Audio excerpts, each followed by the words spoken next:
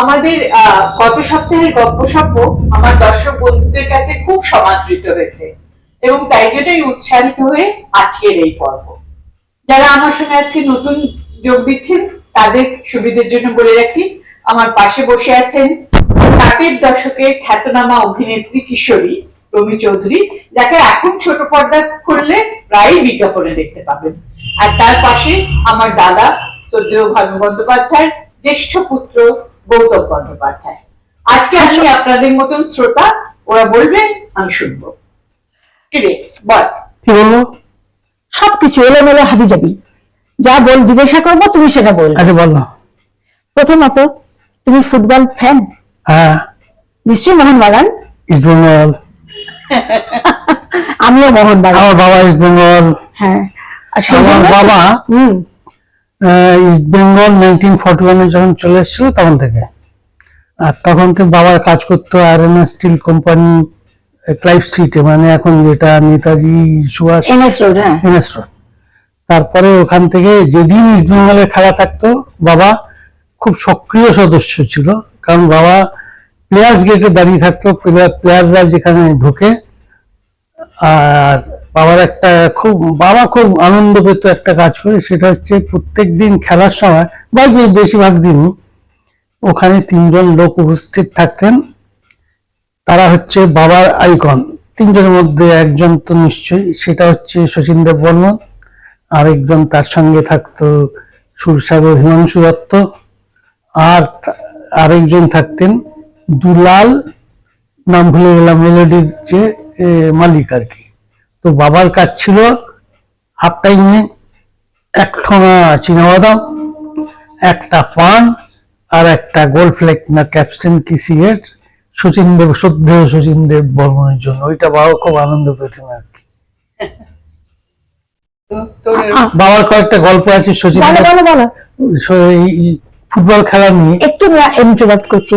আগের সপ্তাহে বলেছিলাম যে গত সপ্তাহের আড্ডাটা মোটামুটি আমার উপরে ছিল, তো দাদার সাথে বিশেষ কথা হয়নি। এই সপ্তাহে দাদা হচ্ছে সেন্টার পয়েন্ট। এই বাবা বলো। বলো। তো কয়েকটা বাবার খুব উল্লেখযোগ্য ঘটনা, মানে শচীন দেব বর্মনকে নিয়ে। শচীন দেব বর্মন হচ্ছে কাঠ ইস্ট বেঙ্গল, আর সুলাল গাঙ্গুলি জয় গাঙ্গুলি হচ্ছে কাঠ মোহনবাগান। এরা দুজন একসঙ্গে বসতো, তো মাঝে মাঝে মন্তব্য হতো। তো সেই সময় 42-43 সালে ইস্ট বেঙ্গল খুব ভালো খেলছে, তো পঞ্চপাণ্ডব ছিল তাদের সালে, পাড়াও বেঙ্গলটা সেরকম আর কি। তো খেলা দেখতে শচীন দেব বর্মন মাঝে মাঝে মন্তব্য করতেন, বলে আহ কি খেলা, যেন মনে হচ্ছে ফৈয়াজ খাট ঠুমরি। আর সুলাল বাবু বলছে, ও আমাদের খেলাটা কিছু না বুঝি, বলে আপনাদেরটাও ভালো, তবে সেটা হচ্ছে এই কাঠখোট্টা ধুপোর ধামার। এরকম করে তারপর শুনতাম বাবার কাছে, বাবা অন্য যে গল্পটা করতো, এই দুজন খেলা যাওয়া হয়ে ওখানে প্রায় মারপিটের মতন, হ্যাঁ আপনাদের ওই সেই। তারপর খেলা শেষ হলে দুজনে গিয়ে চলে যেতেন ক্যাফে ডিমোনিকা মেট্রোর পাশে, ওখানে গিয়ে মদ্যপান হতো। বেশিরভাগ দিন রোজ দিনই সুলাল বাবু খাওয়াতেন আর কি। আর একটা কি গল্প ছিল যে বাবাকে শচীন করতে সাধারণত কাউকে খাওয়াতেন, সাধারণত কাউকে খাওয়াতেন না। বাড়িতে কারা সব নাম করা লোকেরাই এসছে, তা বলছেন 12:30 বাজে, আপনারা তো খেয়ে এসছেন। তো তারা বললো না, ও আচ্ছা তারা একটু বসুন আমি খেয়ে আসছি। কোনদিন কাউকে প্রাণ ধরে খাওয়াতেন না। আবার একদিনকে তারা গেছে, আর কারা এসছে, বলছে যে আপনি খেয়ে এসছেন? তারা বললো না না খেয়ে আসিনি। এরপর দুদিন আসবেন, খেয়ে আসবেন, হ্যাঁ বসুন একটু খেয়ে আসছি। হঠাৎ একদিন ভানুদা গেছেন, ভানুদাকে নিমন্ত্রণ করেছেন আমার কাছে খাবে। তো ভানুদা গেছেন খেতে, মানে তোদের বাবা আমার দাদা। তো ভানুদা খেতে গেছেন, ভীষণ ভালো খাবার। বাকিরা বলা বলো। আর আমার বাড়ি আইবা খাইবা। তো এমনি সেই সময় প্রদীপ কুমারের একটা বাংলা ছবির শুটিং হচ্ছিল, সেই সময় আর কি হয়েছিল। তো বাবা গিয়ে রাত্রিবেলা খেটে কিরকম খাইলা, খাওয়া হয়ে গেছে, খুব দারুণ, এরকম আর খাই নাই। মানে মুরগির মাংসটা কিরকম লাগে, অপূর্ব, এরকম মুরগির মাংস কোনোদিন খাই। কে বানাইছে কত? মীরা দেব বর্মন বাবার সঙ্গে জগন্নাথ কলেজে 1 বছর পড়েছে আর কি, তার মানে ক্লাসমেট। তো মীরা হবে আর কি, এতে জানি কথা বলে না, রফি বানায় দিয়ে গেছে। মোহাম্মদ রফি। বাবা যায় তো বাবা, হ্যাঁ রফি মানে, হ্যাঁ। আজকালকার তার- দিনে ওর মতো তারপরে আরো আছে এর উপরে। তারপরে পরে শুনেছি যে বাড়ির থেকে হাতাখন্তি নিয়ে এসেছিল রফি আর কি, রাজভাইয়ের জন্য। অভাবনীয় না, অভাব। আমি তো সবসময় বলি যে যে সময়টা আমরা বড় হয়েছি বা গেছি, আমরা খুব মধ্যবিত্ত ছিল সবাই। সেই ভানু বন্দ্যোপাধ্যায়, উত্তম কুমার, হেমন্ত মুখোপাধ্যায়, কেউ কিন্তু সাংঘাতিক একটা ফ্ল্যাশি, একটা সাংঘাতিক উচ্চমার্গীয় জীবনযাপন। উচ্চমার্গে একজন ছিল সুচিত্রা সেন। তিনি তো মানে বাইরে, আসলে তিনি, তার মেয়ে কবে রাজবাড়িতে বিয়ে হবে, কিন্তু তিনি তো অনেকদিন আগে থেকে উনি রাজমাতা ছিলেন। কিন্তু সকলে এত মধ্যবিত্ত ছিল, সিনেমাগুলো মধ্যবিত্ত হতো।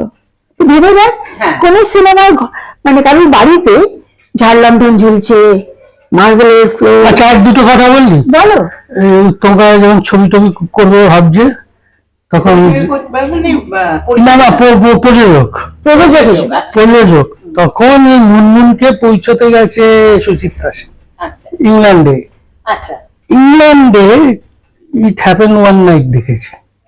আচ্ছা আচ্ছা, তখন এসে বললো, তো একটা ভালো গল্প আছে, হুম। এইটা যদি করো তাহলে আমার মনে হয় ভালো ইয়ে হবে। কি ওই ইট হ্যাপেন ওয়ান নাইট আর কি, সেটার বাংলা যদি হয় আর কি। তো তারপর অজয় কটকে দেখে বোঝায়, তখন আলো ছায়া প্রোডাকশন কোথাও হ্যাঁ। উত্তম কাকা অজয় কর নাকি? হুম। হ্যাঁ, আমার ধারণা ছিল আলো সরকার। না না বাবা, তো শয়তান একটা। তো সেই এই হলো হারানুসুর আরম্ভ হলো আর কি, এই প্রথম উত্তম কুমারের প্রোডাকশন আর কি। হারানুসুর বাম্পার হিট হয়েছিল। ওরে বাপরে। হ্যাঁ, ওরে বাম্পার। তার সবগুলো হিট উত্তম কুমারের যে কটা হয়েছিল, মিলে আর হিন্দি ছবি করতে যায় এত টাকা হয়ে গেছিল। আমরা ছোটবেলায় শুনতাম উত্তম কুমার মানে বাড়ি, বাবা বলছে আর কি মাকে, উত্তমের ছাতে গ্যারেজ হইব। বলে গ্যারেজ কি হবে না, নিয়ালিপুরে বাড়ি, সেই অরুন্ধতী দেবে একটা দেখে দিয়েছিল একটা জমি, হুম। সেইটা কিনে তার 3 তলা তো বাড়ির পেছন দিকে আর কি, আমাদের ওই পেছনে র্যাম্পে গাড়ি এরকম উঠবে, উঠে ছাতে উঠে যাবে, একজন র্যাম্পে নামবে, তারপরে চিন্তা করে দেখ কত টাকা। তখনকার দিনে। তখনকার দিনে 1960-61, তখন উত্তম কুমারের গাড়ি ছাতে থাকবে গাড়ি। কিন্তু আমার এখানে একটা বলার আছে যে এত টাকা হওয়া সত্ত্বেও হুম। উত্তম কাকু যে কি সাধারণ ওই যে মধ্যবিত্ত, মাপের মানুষ, এই যে মধ্যবিত্ত জীবন যাপন। হ্যাঁ। অভিজ্ঞতা উত্তম কাকু উত্তম কুমার মানে এত মধ্যবিত্ত ছিলেন। আমি কিন্তু পয়সা পাচ্ছি করতো ভীষণ। পয়সা খরচা করে একটা অন্য জিনিস, কিন্তু একটা ফ্ল্যামবয়েন্ট যে লাইফ, হ্যাঁ, ওটা নয়। ময়রা স্ট্রিটে বসার ওটা কথা, পরের দিকে হয়েছে। ময়রা স্ট্রিটে বসার কথা চিন্তা করো, কি হ্যাঁ। সিম্পল, বিশাল হল ঘর, একটা ওনার ছবিও ছিল, ওনার বাবারও ছবি ছিল, কিন্তু হল ঘরটা কি সিম্পল। মানে যে কোনো মধ্যবিত্ত গৃহস্থ বাড়িতে যদি ঘরটা বড় হয় ওরকমই হতো। সেখানে যে ব্রোকেডের একটা তখনকার যা ফ্যাশন ছিল আর কি, কিন্তু ওনার ছিল না ওরকম কিছু। ফ্ল্যাশে আমি দেখেছি সুচিত্রা সেনকে, আমার ছোটবেলায় মনে আছে, লাল স্পোর্টস কার করে আসতো তুতুয়া গাড়ি চালিয়ে, যে জন্য আমরা ছুটে ছুটে যেতাম আর কি বুলদির বাড়িতে। আসছে ওই লাল গাড়িটা স্পোর্টস কার ছিল, ওই সময় স্পোর্টস কার চিন্তা করে দেখছিল। আরো ছিল না। হ্যাঁ উনি তো সেই লিভড লাইফ লাইক আ কুইন হ্যাঁ হ্যাঁ। টিল দ্য এন্ড, সেটা বলার ইয়ে রাখে না। যেটা বেনুদি, যেটা দুর্ভাগ্য ছিল, পারেননি করতে। না, সে তো মধ্যবিত্ত। সে মধ্যবিত্ত। না, তুই একটু তোর উত্তম কাকুর সঙ্গে কোনো উত্তম কুমার কিরকম মানুষ, আমাকে সকালবেলা ফোন করে দিলেন মাকে, আমি তো কলেজে গেছি, মাকে ফোন করে দিলেন যে আজকে বিকেলে শিল্পী সংসদের মিটিং আছে। তখন কোথায় শিল্পী সংসদ তৈরি হচ্ছে, তো কলেজ থেকে এসে ঢুলতে ঢুলতে গেলাম। আমাকে দেখেই বললেন, তো টায়ার্ড লাগছে, তোমার টায়ার্ড লাগছে? তুই বলতেন না খুব কাউকে, ওটা ভানুদাতেই একমাত্র তুই বলতেন। ভাঙা তুই। তো তোমার টায়ার্ড লাগছে? আমি বললাম না না না, লাগছে লাগছে। একটা কাজ করো, তুমি গিয়ে আমার ঘরে শুয়ে পড়ো। ভাবা যায় এখন বেড কাউকে বলবে তুমি আমার বেডরুমে গিয়ে শুয়ে পড়ো? হুম। তখন যেহেতু ওই ইয়েটাই ছিল না, মানে পারিপার্শ্বিক ব্যাপারটাই ছিল না, যেটা একটা ভিন্ন জগৎ। অভিনয় করছি বলে যে সেটা একটা আমি এটা কি এটা হলো কিছু এটা হলো যে কোনো পেশার মতোই ওরা একদম একদম। সেটা তো বাবা সবসময় বলতেন। এই আর কি। আমার একটা অভিজ্ঞতা বলি। হ্যাঁ নিশ্চয়ই। আমি জীবনে প্রথমবার কোন বাড়ির ইন্টেরিয়র ডেকোরেশনের পার্ট হিসেবে চার্লি চ্যাপলিনের ছবি দেখেছিলাম। কাদের বাড়িতে? ভানু বন্দ্যোপাধ্যায়ের বাড়িতে। আমি যখন প্রথমবার এসেছিলাম তখন তো এই বাড়িটা না, তখন পুরোনো সঙ্গীতশ্রী বাড়িটা। আমি ঢুকেছি, কে দরজা খুলে মনে নেই। আমি সেই দিনটাতে ল্যান্ডিং এ কার ছবি ভাই দেখি লাইফ সাইজ একটা চার্লি চ্যাপলিনের ছবি। বাবা ইংল্যান্ড থেকে আনিয়েছিল একজন। হ্যাঁ এটা আবার 1965-6 এরকম সময় আনিয়েছে। আচ্ছা খুবই লাইফ সাইজ একটা ছবি, তারপর ফ্রেম। ও তখন তো ল্যামিনেশন হতো না না। হ্যাঁ কি যে আমি না সেইটা উঠবো কি। দিলীপ কাকা আছে বলে এইটা তো আমার চাই একটা। মানে ওইটা ছবিটা দেখে আর কি। আমি তাই বলছি আমার জীবনের প্রথম দেখা। এখন তো সবার বাড়িতে একটা চালিয়ে যাবেন ছবি, কোনো ব্যাপার নয়, কিন্তু তখনকার দিনে একটা ওই লাইফ সাইজে ল্যান্ডিং এ, মানে যে ল্যান্ডিংটা উঠছে সেইখানটাতে ছবিটা আমার এখনো পরিষ্কার মনে আছে। তোর মনে আছে কিনা জানি না। মানে তোর নাম মনে থাকার কারণটা হচ্ছে it was for you, it was a very domestic situation. হ্যাঁ ডে টু ডে অ্যাফেয়ার মনে যাচ্ছে না। হ্যাঁ মনে নেই, ওর তো কোনো কিছু মনে থাকে না সেই। এটা সত্যি, এটা একদম সত্যি কথা। আচ্ছা আমাদের নিচে যে সুনীতি মিত্র মনে আছে? হ্যাঁ বাবা, ডিরেক্টর সে মাধুরদি মনে আছে ইয়ে করে দিয়েছিল, শখ ছিল বাবার, কিন্তু দেয়াল করে পুরো দেয়ালটা আর বেশি উৎসাহটা ছিল। হ্যাঁ না সেই বলেছিল দিয়ে দেয়াল। সুনীতি মিত্র খুব নাম করা তপন সিনহার ইউনিটের লোক তো। তপন দার ইউনিটের লোক তো চিনবো না আমি। সুভদ্রা সুনীতি দা সব তো তপন দার ইউনিটের। তপন দা তো ইউনিটের ক্যামেরা কে ছিল তো? বিমল মুখার্জি। বিমল মুখার্জি ওই গল্পটা বলতো কি, ওই যে মেঘটা হরিণ হয়ে গেল এটা। হ্যাঁ তপন কাকুকে তো সকলেই ভীষণ সম্মান করতো, একটু গম্ভীর মানুষ ছিলেন তো, তো খুব বোঝাচ্ছেন। আচ্ছা বিমল, নেক্সট শটটা আমি কি নিতে চাই শোনো। তুমি ক্যামেরাটা প্যান করবে আকাশের দিকে, আর ওখানে ক্লাউডের মধ্যে একটা হরিণ হয়ে যাবে। আর বিমলটা খুব আচ্ছা আচ্ছা তপনদা খুব মন দিয়ে শুনছেন। বলছেন যে আকাশটা হরিণের মতন হয়ে পড়ছে, এটা কি করে করবো তপনদা? তখন হাসছেন, মানে তখন মজা করছিলেন আর কি। এরকম একটা গল্প আছে, ছবি যখন কাঞ্চনমঙ্গল করছিলাম তখন, মানে বাবা গীতা পিসি সব বসেছিল। বলে দিই, ভানুদা কিন্তু অভিনেতাও বটে, খালি অভিনেতা পুত্র নয়, অভিনেত্রী দাদা নয়। গৌতম দা বলছি, সরি ওই একটাই বলি, যাই হোক। তো সেই গৌতম দা কিন্তু নাতনি একটা কোথায় গো? না ছোটবেলা একটা, কাঞ্চনমঙ্গল ছোটবেলা একটা অর্ধাঙ্গিনী।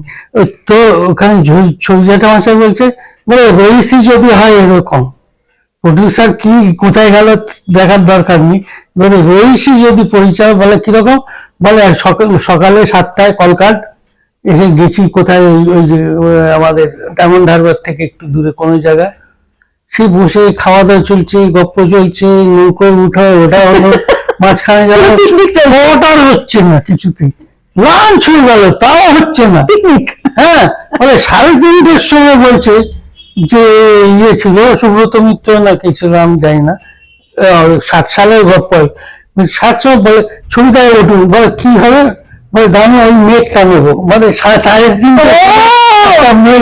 ম্যাজিক লাইট ওই মেঘটা নেবো। দর্শক বন্ধুদের বলি যে প্রচুর অজানা তথ্য জানতে পারলাম, আমার তো ভীষণ ভালো লাগলো শ্রোতা হিসেবে। আপনাদের যদি ভালো লেগে থাকে প্লিজ ফলো করবেন, মতামত জানাবেন যাতে আমরা আরো ভালো করতে পারি, আর ইউটিউবে গিয়ে সাবস্ক্রাইব করবেন। নমস্কার।